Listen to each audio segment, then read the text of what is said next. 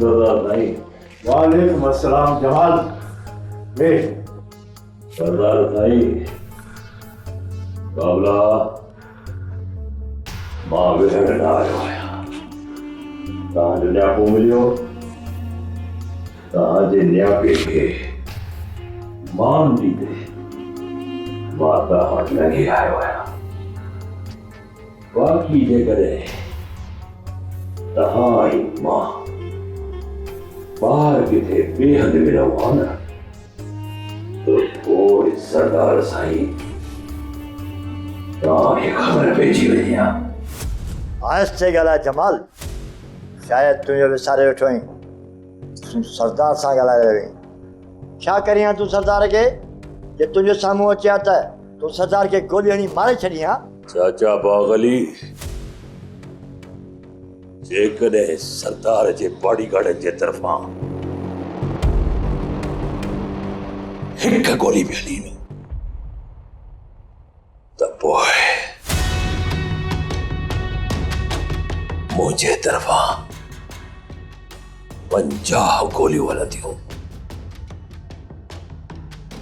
50 गोलियूं। मता इहा हिननि खे भुल हुजे जमाल ख़ान गोलीअ जो जवाब गोली सां न ॾींदो। सरदार साईं मता इहा ग़लती करे। माल कुझु ख़्यालु कर। सरदार जे लाइ अहिड़ियूं ॻाल्हियूं कोन कबियूं आहिनि। तूं कहिड़े क़िस्म जो भलो चईं? सरदार तोसां दोस्ती जो हथ थो वधाइणु चाहे। चाचा बागली, सरदार साईं सां मुंहिंजी दोस्ती हुई। माज़ी जो हिस्सो हुई, आहे न। चाचा बागली, हिन ऐं हिन जे माण्हुनि कोहिस्तान जे माण्हुनि सां जेको कीस कयो सो कंहिंखां बि ठकियल छुपियल न आहे।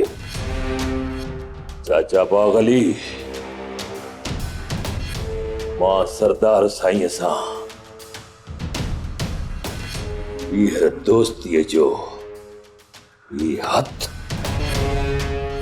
वधाइण नथो चाहियां।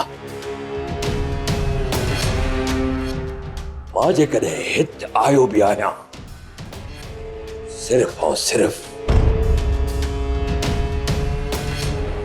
तुझे सिर जे करे। इहो मान तो वॾे खे मूं ॾिनो आहे। इन्हीअ करे हिते लंघे आयो आहियां। जमाल, मां बि हिन राज ऐं बिरादरी जे लाइ तो में उमेद रखां थो। जमाल, तूं भली मूंखे मारे छॾ। राज ऐं बिरादरी वारनि खे ॿियनि जे हथां मरण त न ॾे। मुंहिंजे हिननि अदल हथनि खे ॾिस। मुंहिंजी न अछी ॾाढ़ीअ खे ॾिस। ये ॾाढ़ी ऐं मुंहिंजा ॿधल हथ मुंहिंजा न सॼे कोहिस्तान जे मज़लूमनि जा आहिनि, जिन खे बाला जहिड़े लोफर खां ख़ौफ़ आहे। सॼो कोहिस्तान हुन जे डप खां ख़ाली थींदो वञे। तूं सरदार साईं जी इहा ख़्वाहिश पूरी। तुंहिंजे सिर ते पग रखण सां हिकु दफ़ो ॿीहर सॼे कोहिस्तान में अमन थी वेंदो, शांती थी वेंदी, खून ख़राबो ख़तम थी वेंदो। ऐं इहो मूं लाइ, तो लाइ, हिन कोहिस्तान जी आवाम जे लाइ तमामु ज़रूरी आहे। तमामु ज़रूरी। मुंहिंजे बदल हथनि खे ॾिस। मुंहिंजी न अछी ॾाढ़ीअ खे ॾिस। मुंहिंजे वहंदड़ हिननि गोड़नि खे ॾिस। चाचा बागली, जेकॾहिं मूंसां ॿीहर गद्दारी ऐं दोखो थियो त पोइ ईअं न थींदो। ईअं न थींदो तूं दिलि जाए क्या त पोइ जमाल पोइ तुंहिंजे हथियार मां निकितल गोलीअ जे अॻियां मुंहिंजो ई सीनो हूंदो जमाल।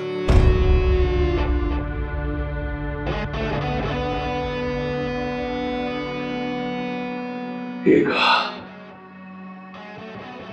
ठीक है, देखो कुछ तव्हां चाहियो था, ठीक है, इन कोशिशि जे वरी मारूड़नि जी ज़िंदगियूं बचाइण ख़ातिर मां इहो बि ज़हर जो ठुक भरियां थो। सरदारीअ जी पग न चाहींदे बि मां बदल जे लाइ तयार आहियां। सरदार साईं, जमाल खान कोहिस्तान जो आजाद पखी आहे। जुलाम कोहिस्तान जे जबलनि जे मथां आहे, पर सरदारीअ जी पग बधाए तव्हां मुंहिंजे पेरनि में हथनि में जंजीरूं बदल चाहियो था। हली बधो, वरी बि हिकु दफ़ो मां तव्हांखे मान ॾियां थो मान। कयो तयारियूं, पग बधण जी तयारियूं कयो। मां सरदारी जी पग बधण जे लाइ ईंदुसि। हाणे त ख़ुशि आहे न चाचा बागली, ॾिनो तोखे मान। घोड़ा पाजा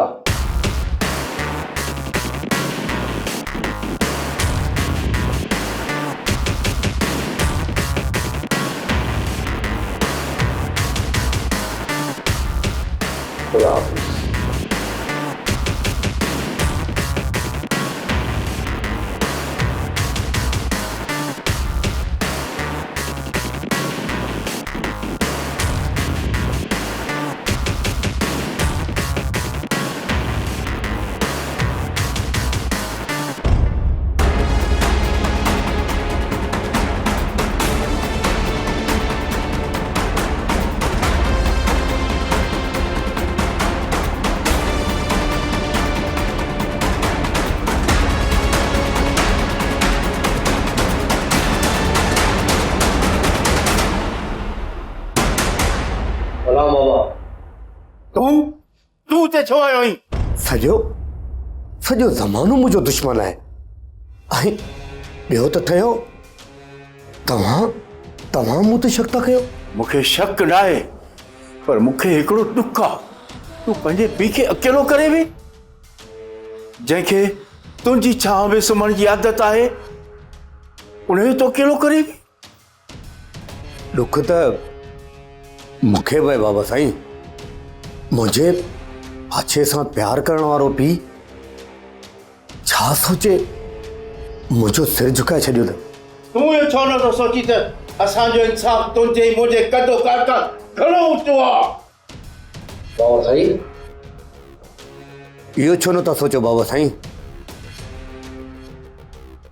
जेकॾहिं तव्हांजो इंसाफ़ एतिरो मज़बूत आहे त पोइ हिकु तरफ़ फ़ैसिलो छो था कयो?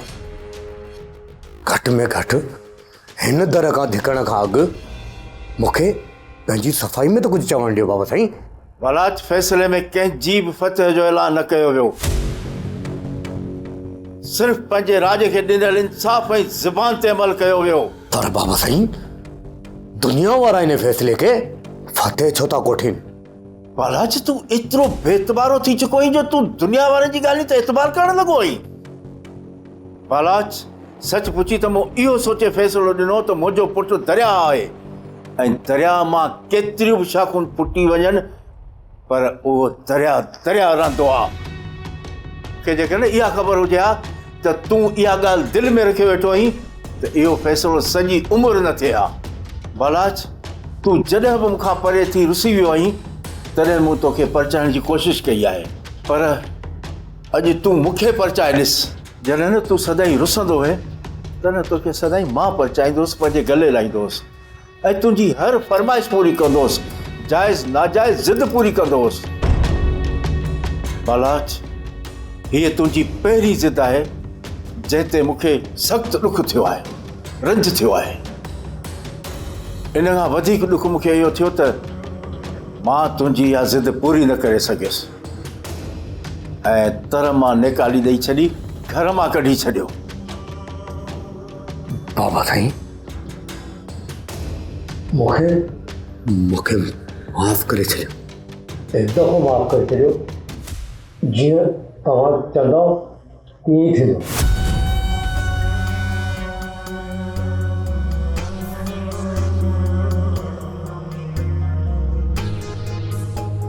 बालाज पुट, हिकिड़ी ॻाल्हि यादि रखजांइ, हे पीउ जी दिलि मेण वांगुरु नरम हूंदी आहे, जेका थोरी ॻाल्हि ते ॻरी वेंदी आहे।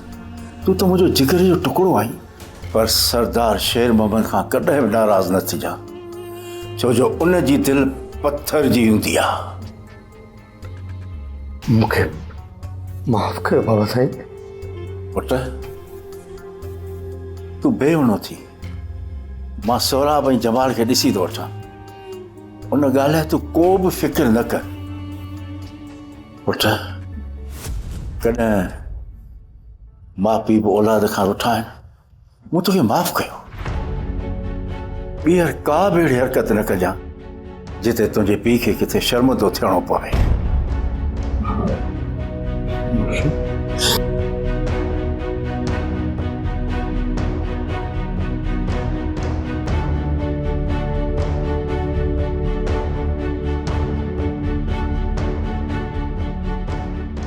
अॼु जेकी कुझु बि थियो,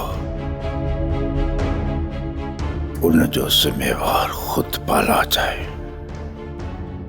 बालाज खे त मूं माफ़ करे छॾियो, पर शायदि हुन जे लछणनि हुनखे माफ़ न कयो आहे। हुन जी तक़दीर शायदि आहे ई फिटल जो हू पीउ जी शफ़क़त खां महरूम आहे ऐं सॼी ज़िंदगी रहंदो। मां हुनखे हाणे कॾहिं बि माफ़ न कंदुसि, कॾहिं बि न, बल्कि कॾहिं बि माफ़ न कंदुसि।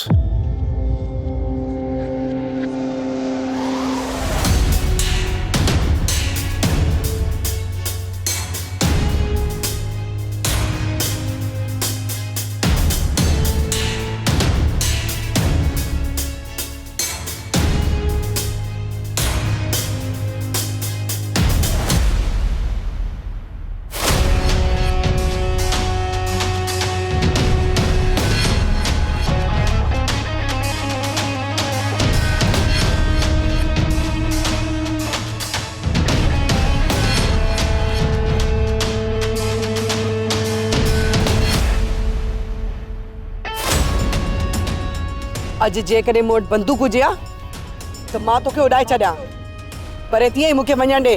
तोखे शायदि इहा ख़बर न आहे त मां हिन राज जो थियण वारो सरदार आहियां। तोखे इहा ताक़त के ॾिनी त इहे पग तूं पंहिंजे मथे ते सजाई? मूंखे पंहिंजे हिन बाज़ुनि ऐं दिमाग़ ते नाज़ आहे, जेके मूंखे सरदार जी पग ॿधाईंदा। ऐं ही ॿाहूं मूंखां कॾहिं बि गद्दारी नथियूं करे सघनि। हाणे इहा ॻाल्हि पंहिंजे दिमाग़ में विहारे छॾ त हिन कोहिस्तान जो सरदार ही बालाज खान है, ही बालाज खान। जेसि ताणी सरदार शेर मोहम्मद खान जेरो आहे तेसि ताणी तूं सरदार नथो थी सघी। मां चवां थी हलियो वञे तां, रस्तो छॾ मुंहिंजो। तो ताईं पहुचण लाइ मूं जेको रस्तो पंहिंजी ज़िंदगी के दाव ते लॻाए ठाहियो आहे, इहो कॾहिं बि नथो थी सघे, कॾहिं बि न। बालाज, जेकॾहिं अगरि तोखे मारींदसि त उहो मां।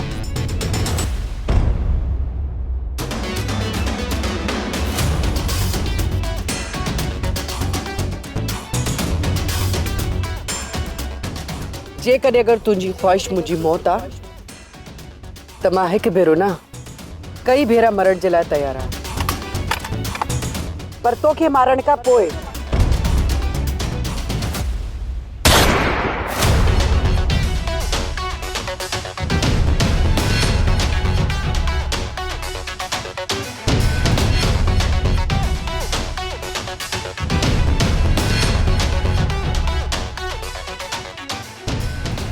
जमाल तू? हाँ, मां जमाल खान।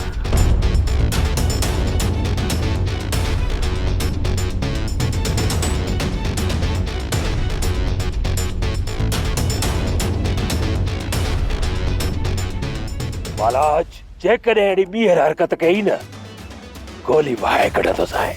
तोखे शायदि इहा ख़बर न आहे त मां हिन राज जो थियण वारो सरदार आहियां।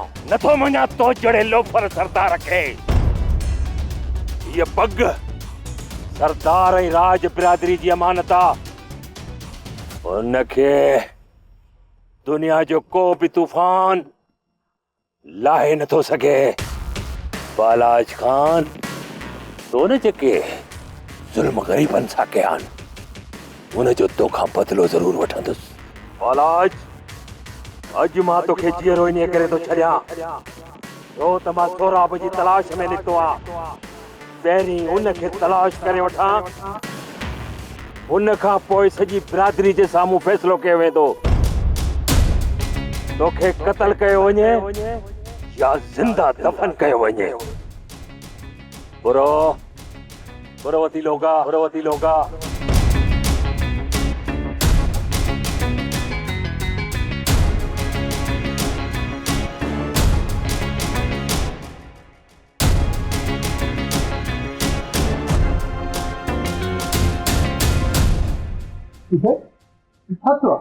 बंदूक हथ में खणी केॾां थी वञे? अॼु मां बालाज खे ज़िंदा न छॾींदसि। थिया बालाज किथे बि हुजे, पर अॼु मां हुनखे ॻोल्हे वठंदसि ऐं मारे छॾींदसि। धीअ तूं अकेली न वञे, ईअं तोखे नुक़सान थी सघे थो। छॾ मूंखे बाबा, मूंखे कंहिं बि नुक़सान जी फिक्र न आहे। मूंखे बालाज खे क़त्ल करणो आहे बस। चरी थी आई छा? हाँ मां चरी थी वई आहियां। जॾहिं मुंहिंजी नज़र हिन कमीने बालाज से पंदी आहे त मां चरी थी वेंदी आहियां। बाबा, मुंहिंजे मुरीद जो कातिल ईअं घुमंदो वते ऐं मां ख़ामोश थी वञा? न, ईअं कोन थींदो। सब्र कर धीअ, जमाल हुनखे पाणे ॾिसंदो। न बाबा, जमाल कुझु बि कोन कंदो। जेको कुझु बि कंदसि मां कंदसि। ॾिस पुट, मां बाहो थो ॿुधायां, मुड़ी वञ। असां ग़रीब आहियूं, असां हुननि ज़ालिमनि ते कोन पुॼी सघंदासीं। ज़ालिम असांजो जीअण महाल करे छॾींदा। असां में सहप कान्हे बाबा, असां ग़रीब सहे जी खल आहियूं। पुट ख़ामोश थी वेही रह। ऐं बाबा मुंहिंजो मुरीद